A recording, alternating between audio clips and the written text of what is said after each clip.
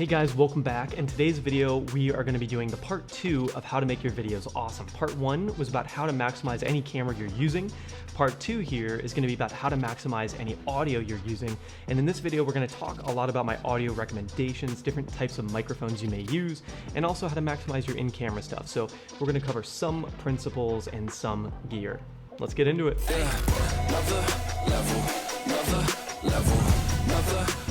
So let me give you an introduction into all the different microphones we're going to be talking about today. Number 1, we've got the shotgun mic that is above this camera right here. It's got a little fuzzy windscreen on it. These are called Deadcats.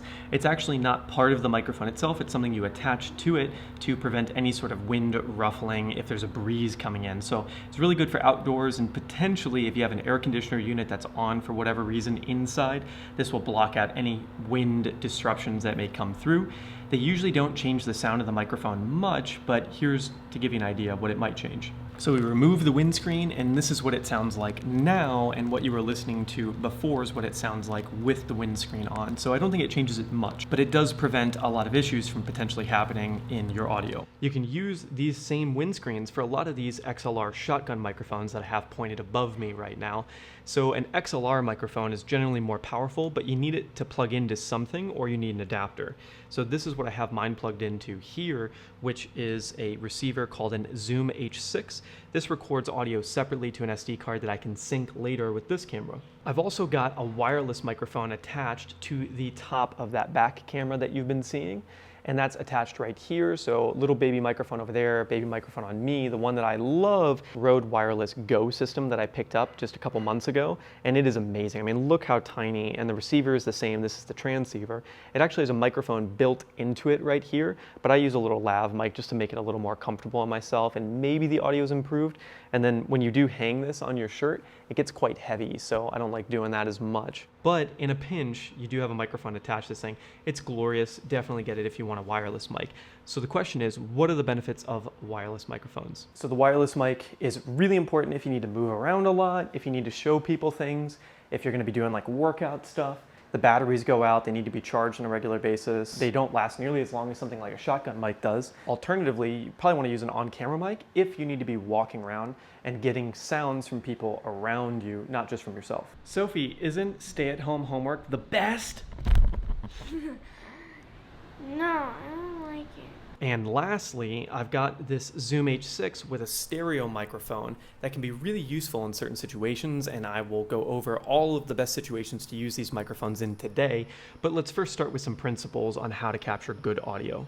Our number 1, you want to be in as quiet of a place as possible unless your film requires something very different than that, or podcast. So if you want extraneous noise like jungle noise, that might be a time to look at something like this, which we'll talk about in a little bit. As a quick example of a principle of this, I'm filming with my back to this wall. All the kids and the family are in this building, hence I'm not filming indoors all the time. And I have my back to the wall with all of my audio sources pointed away except for the shotgun microphone here. So if there's any noise happening in the background, that shotgun microphone on top of this camera is actually going to be picking it up because it's directional, pointed that way. This shotgun microphone is pointed down and away from them, so that if there's noise coming from back here, it's probably not going to pick it up as much. It's rejecting side noise. And then this wireless mic, I've got my whole body buffering the sound coming from behind me.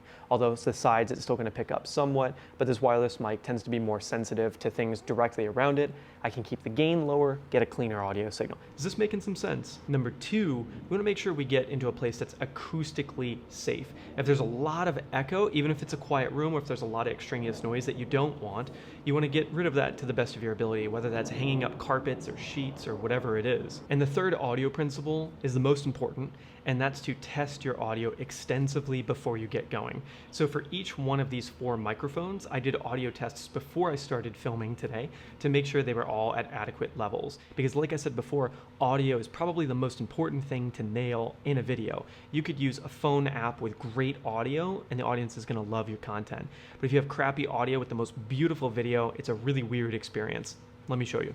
Yo guys, what's up? Today we're going to be talking about how to maximize your in-camera audio. Right now, you are hearing the stereo microphones built into this Sony A7 3. This is what I would consider fantastic video quality and really, really bad audio quality. And here is the exact opposite. This is a selfie video, but done with incredible quality audio.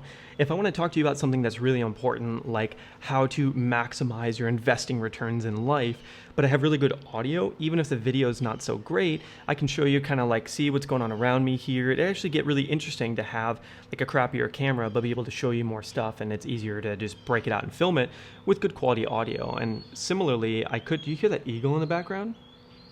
If you're finding this content really valuable, go and give that like button a punch in the face. And if you're a returning veteran, go and give me the triple tap with the like, subscribe, notification bell if you want to help the YouTube algorithm and you want to hear more stuff from me. Okay, so let's talk about where these microphones are at their best. So these last two microphones are pretty much the opposite. So this one up here is a shotgun XLR microphone that really relies on it being closer to you. And the closer I get to the sound source, actually the more interesting and the more attractive your voice becomes. So when you listen to a lot of podcasters, it's a slightly different microphone, although I have used this one for podcasts, and it can sound really, really nice when you get up close and personal with a pop filter on. Where the other one, this stereo microphone on top of this Zoom H6, will pick up all of the surrounding noises, including my voice.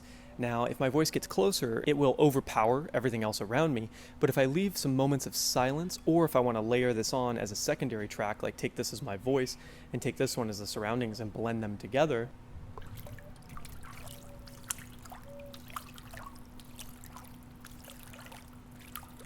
seems like all the birds get really quiet when I'm out here talking directly to these microphones, and they know they're being filmed clearly. They're like, it's a conspiracy theory, this guy films us. So a lot of the times what I end up doing is I film with both of these microphones recording, so if I want to have any ambient noise come in the background that was very realistic, I can just take some 30-second clips or 60-second clips of this stereo microphone recording ambient sound, like all the birds, the water, my toes dipping in, whatnot. I can actually layer them on top of each other. So now let's talk about how we can use some simple around-the-house items to make your audio a little bit cleaner when you're inside. What we're going to talk about basically is sound dampening. How can you reduce the echo in an indoor space?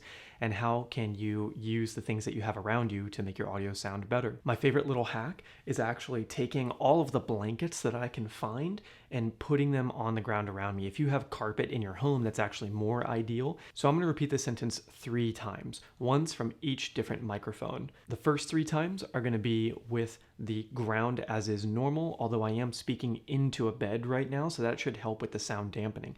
So if you can imagine, my voice is going out and it's actually hitting the sheets of this bed, it's hitting the other wall, it's hitting the ceiling, and it's reverberating. The more of these fluffy, comfortable things I can put around me, the less that sound is going to reverberate. Ideally, I'd put a big comforter on the ceiling, I'd put a big comforter on the walls around me, and I would get carpet on the ground or put more blankets on the ground to dampen that sound. So I'm going to do some really simple versions of that today, which you'll be able to see me doing over here on this camera. How much wood could a woodchuck chuck if a woodchuck could chuck wood? How much wood could a woodchuck chuck if a woodchuck could chuck wood? How much wood could a woodchuck chuck if a woodchuck could chuck wood?